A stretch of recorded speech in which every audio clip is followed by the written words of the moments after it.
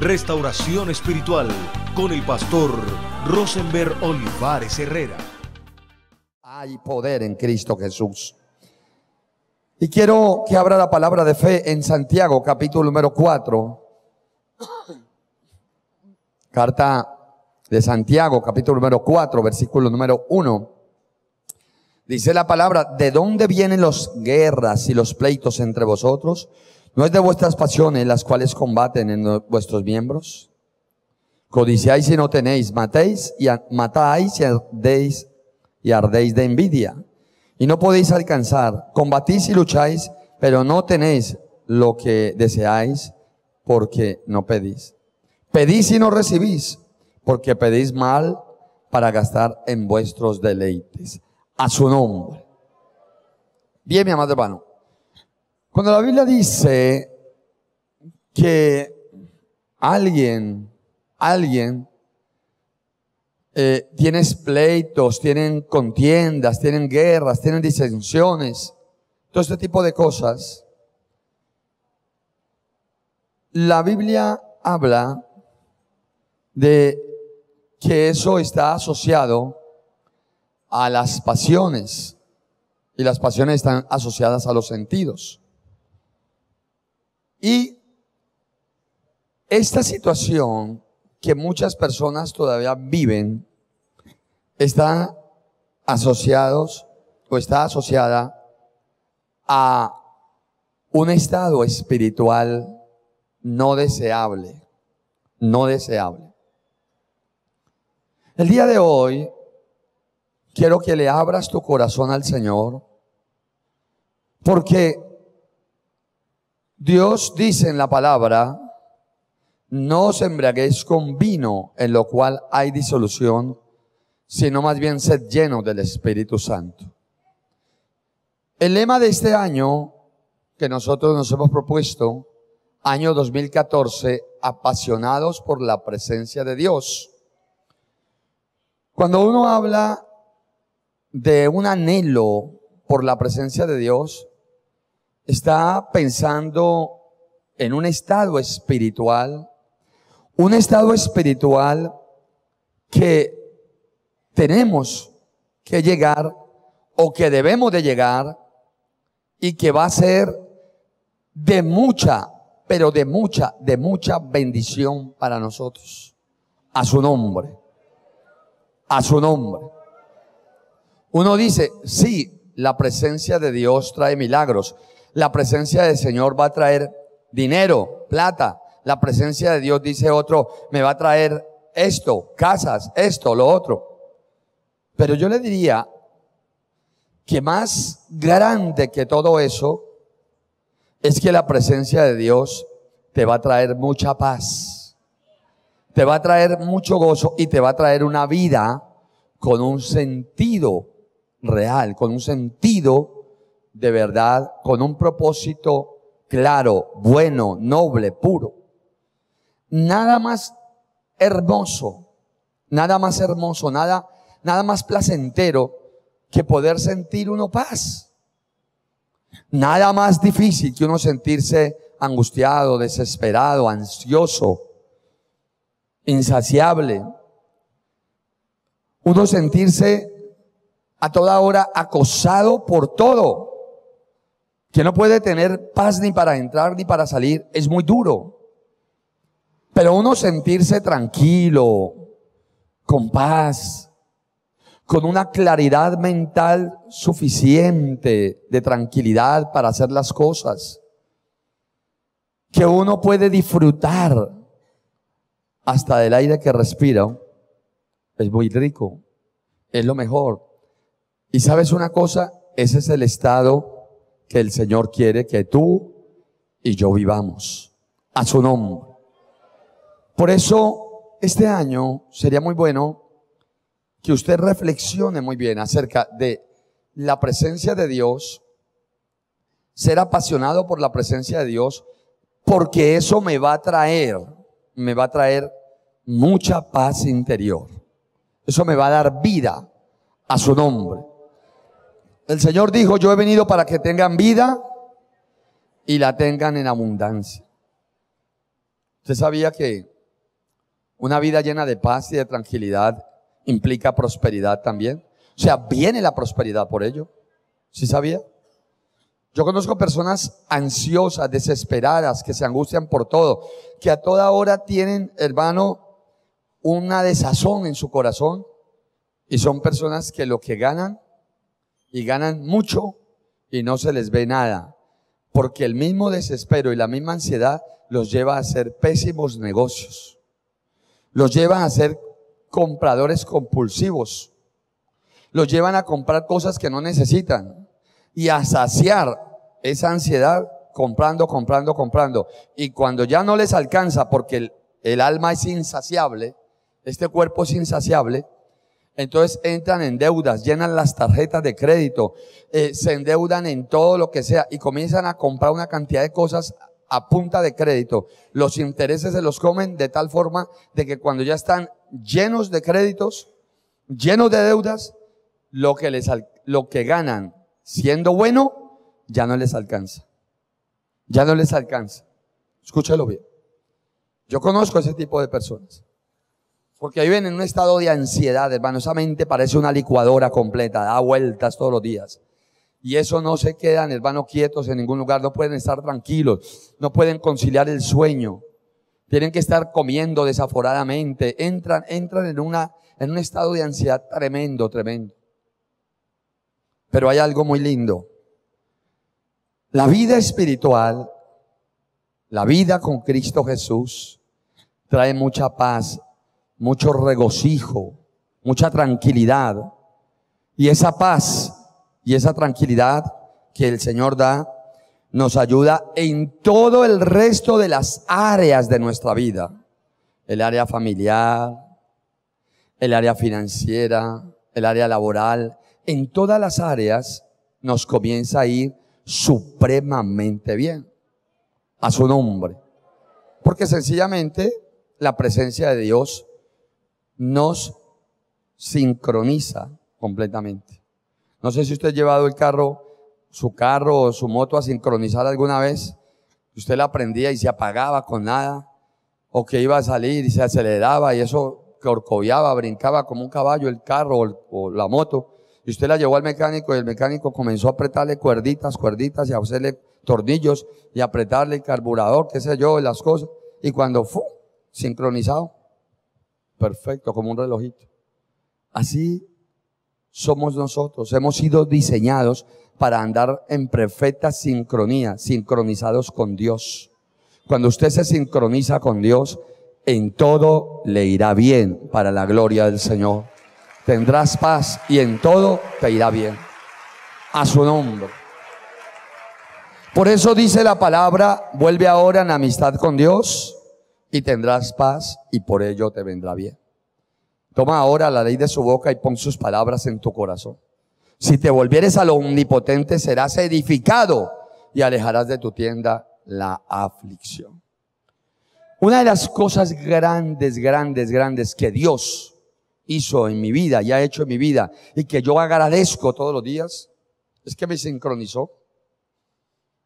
Es que me quitó la aflicción, me quitó esa tristeza, me quitó esa amargura, me quitó esa rabia, me quitó esos odios. Y ahora uno puede decir, vivo en una paz que sobrepasa todo entendimiento. A su nombre. Ahora bien, resulta que ese estado de vida no es ni debe de ser de un día, ni de 2 días, ni de un mes. Ese estado debe de ser permanente. Ese estado que el cristiano está llamado a vivir. Una vida abundante, una vida de paz, una vida de tranquilidad, una vida de bendición. Una vida sin zozobras. Ahora, muchos dirán, pastor, entonces no, los cristianos no vamos a tener inconvenientes. Podemos tenerlos. Las aflicciones pueden venir, pero dice el Señor que de todas ellas lo librará Jehová de los ejércitos. A su nombre. Y eso trae más paz. Y eso trae más bendición. Ahora, ¿cómo hacer entonces para poder alcanzar ese estado de vida que parece que su pastor aquí predicándole se los estuviera colocando como de una manera como ideal, es algo como un estado ideal, pero no es ideal, no es ideal, es real, se puede llegar a este estado, se puede llegar a este estado, se puede llegar a este estado. Pero ¿cómo alcanzarlo, pastor? ¿Cómo hacerlo? Si yo oro, si yo ayuno, si yo vengo a la iglesia, si yo leo la palabra, ¿cómo alcanzo este estado espiritual? Si yo veo que a veces me desespero, a veces me angustia, a veces me entra la depresión o la angustia existencial, a veces me siento aburrido, a veces me siento triste, a veces no quiero ni siquiera volver a coger la Biblia. Hay veces que no quiero ni siquiera volver a la iglesia. Hay días que amanezco con tanta rabia, dice alguien, que no sé por qué, y se las echo a mi marido completas, pero ni siquiera me responde, más rabia me da todavía. Hay veces quiero pelear hasta con el nido, con el perro y el nido del perro, pero bueno, muchas personas les pasa eso. ¿Cómo alcanzar esto? ¿Cómo alcanzar este estado? De eso se trata la enseñanza del día de hoy. Alcanzando el estado que Dios te ha llamado. A su nombre. Alcanzando el estado que Dios te ha llamado. Bien. Lo primero es que nosotros debemos de entender que el estado espiritual a que Dios nos ha llamado es un estado. El caminar con Cristo, el estar con el Señor, el tener la presencia del Espíritu Santo, aún el anhelar la presencia de Dios y llenarnos de la presencia de Dios, es el mejor estado que usted puede tener. Es el mejor estado al cual usted puede llegar. Escúchelo bien.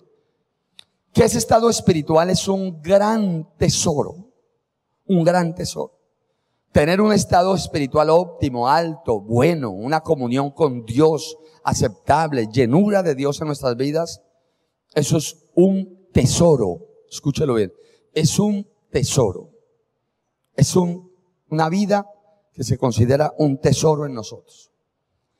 Pero, pastor, lo consigo orando, ayunando, leyendo la palabra y viniendo a la iglesia. Sí, es cierto, se consigue de esa forma. Pero también, así como yo puedo orar, ayunar, venir a la iglesia y buscar del Señor, también tengo que cuidarme mucho de toda contaminación. A su nombre. A su nombre.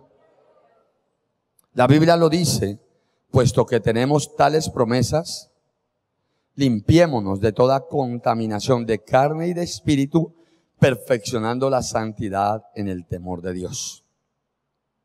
El Señor lo dijo claramente, velad y orad para que no entréis en tentación.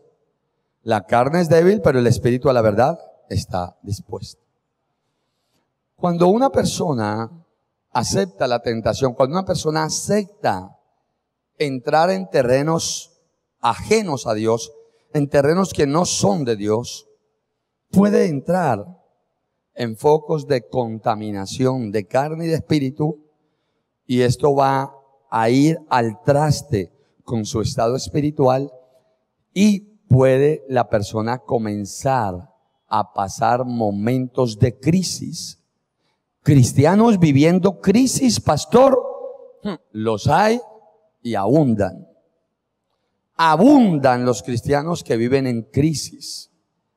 Abundan los cristianos que usted los ve y le pregunta, ¿qué hubo, hermano? ¿Cómo vas? No, hermano, ahí, como cuando usted era pobre, hermano. Uy, hermano, ¿cómo va mi hermanito? No, hermano, ni para qué le cuento, hermano. Uy, unas luchas tremendas, duro esto, difícil. Uy, hermano, ni para qué le cuento, hermano, si nos ponemos a llorar los dos. Así hay gente. Hermano, usted le pregunta algo, y hermano, ¿cómo va? Inmediatamente se pone a llorar. No, hermano, duro, triste, aburrido. No sé qué hacer, hermano.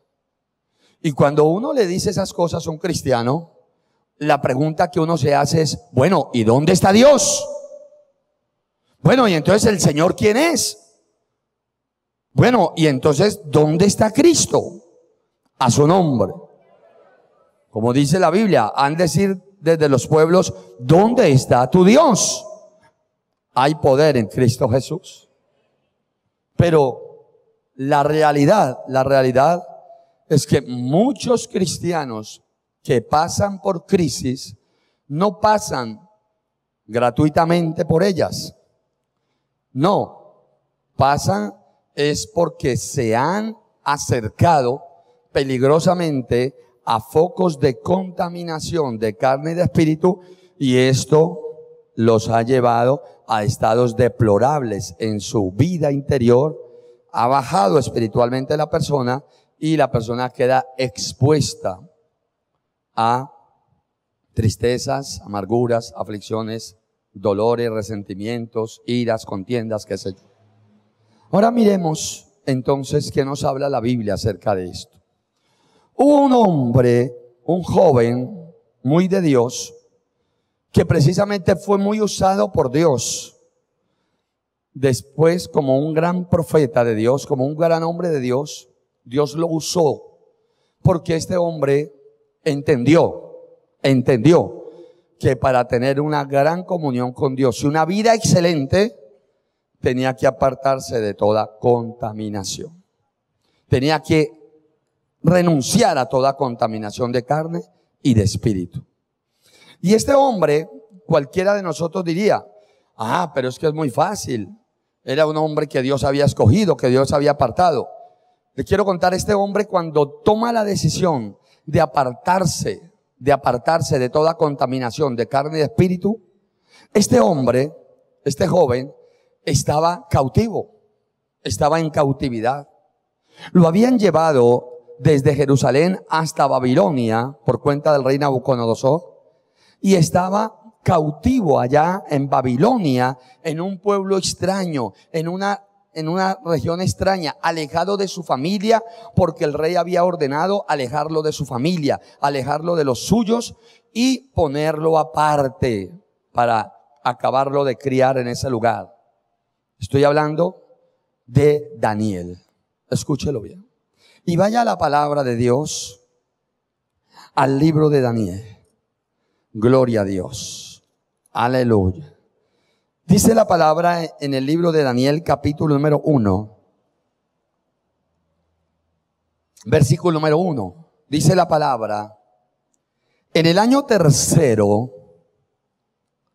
aleluya. Yo quiero que todos pongan mucha atención a esta enseñanza en este día y que nadie se distraiga. Gloria al Señor Jesús. Aleluya. Dice la palabra, en el año tercero del reinado de Joacim, rey de Judá, vino Nabucodonosor, rey de Babilonia, a Jerusalén y la sitió, y el Señor entregó en sus manos a Joacim, rey de Judá, y parte de sus utensilios de la casa de Dios, y los trajo a tierra de Sinar, a la casa de su Dios, y colocó los utensilios en la casa del tesoro de su Dios. Y dijo el rey a Aspenas, jefe de sus eunucos, que trajese de los hijos de Israel, del linaje real de los príncipes, muchachos en quienes no hubiese tacha alguna, de buen parecer, enseñados en toda sabiduría, sabios en ciencia y de buen entendimiento, e idóneos para estar en el palacio del rey, y que les enseñase las letras y la lengua de los caldeos. Y le señaló el rey ración para cada día de la provisión de la comida del rey y del vino que bebía, y que los criase 3 años, para que al fin de ellos se presentasen delante del rey. Entre estos estaban Daniel, Ananías, Misael y Azarías, de los hijos de Judá. A estos el jefe de los eunucos puso nombre. Puso a Daniel Belsasar, a Ananías Sadrach y a Misael Mesac, y a Azarías Abel-Negó. Y Daniel propuso en su corazón no contaminarse con la porción de la comida del rey, ni con el vino que él bebía. Pidió por tanto al jefe de los eunucos que no se le obligase a contaminarse. Y puso Dios a Daniel en gracia y en buena voluntad con el jefe de los eunucos. Y dijo el jefe de los eunucos a Daniel: temo a mi señor el rey, que señaló vuestra comida y vuestra bebida, pues luego que él vea vuestros rostros más pálidos que los de los muchachos, que son semejantes a vosotros, condenaréis para con el rey mi cabeza. Entonces dijo Daniel a Melzar, que estaba puesto por el jefe de los eunucos sobre Daniel, Ananías, Misael y Azarías: te ruego que hagas la prueba con tus siervos por 10 días, y nos des legumbres a comer y agua a beber. Compara luego nuestros rostros con los rostros de los muchachos que comen de la ración de la comida del rey, y haz después como tus siervos, con tus siervos según veas. Consintió pues con ellos en esto, y probó con ellos 10 días. Y al cabo de los 10 días, pareció el rostro de ellos mejor y más robusto que el de los otros muchachos que comían de la porción de la comida del rey. Así pues Melzar se llevaba la porción de la comida de ellos y el vino que habían de beber, y les daba legumbres. A estos 4 muchachos Dios les dio conocimiento e inteligencia en todas las letras y ciencias. Y Daniel tuvo entendimiento en toda visión y sueños. Pasados pues los días, al fin de los cuales había dicho el rey que los trajesen, el jefe de los eunucos los trajo delante de Nabucodonosor, y el rey habló con ellos, y no fueron hallados entre todos ellos otros como Daniel, Ananías, Misael y Azarías. Así pues estuvieron delante del rey. En todo asunto de sabiduría e inteligencia que el rey les consultó, los halló 10 veces mejores que todos los magos y astrólogos que había en todo su reino. Y continuó Daniel hasta el año 1 del rey Ciro. A su nombre. A su nombre. Mire, mi amado hermano, lo siguiente. Escuche bien esto. Daniel, con sus 3 otros amigos coterráneos, eran 4 que el rey había escogido. ¿En dónde estaban? Estaban en cautividad. A su nombre. ¿Estaban en qué? En cautividad. Escúchelo bien. Estaban cautivos. ¿Estaban viviendo la mejor situación? No. Estaban pasando por momentos difíciles. Estaban pasando por momentos duros. Pero no solamente estaban pasando por momentos duros, sino que Daniel, entendiendo la situación que estaban viviendo, se dio cuenta que eso podía ser por semanas, pero también podía ser por años. Inclusive podía ser toda su vida la que iban a pasar en Babilonia. Él se dio cuenta de ello. Y como él se dio cuenta de ello, ¿qué fue lo que Daniel propuso en su corazón? No contaminarse con las cosas de los caldeos. Pues los caldeos era un pueblo abominable. Babilonia y todos ellos, y todos esos pueblos hacían prácticas ocultistas. La comida era sacrificada a los ídolos. Y era como el centro del paganismo o del satanismo mundial en ese momento. Nada más y nada menos que ellos estaban allá, en el centro del paganismo y del ocultismo que había o que existía en el momento para el mundo entero.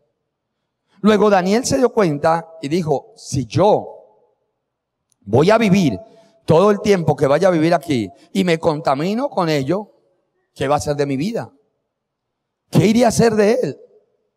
¿Qué iría a hacer de Daniel si Daniel se hubiera contaminado con todo ello? Centro Misionero Bethesda, La Floresta, Cali. calle 32A, 1267. Teléfonos 448-9003, 445-8436.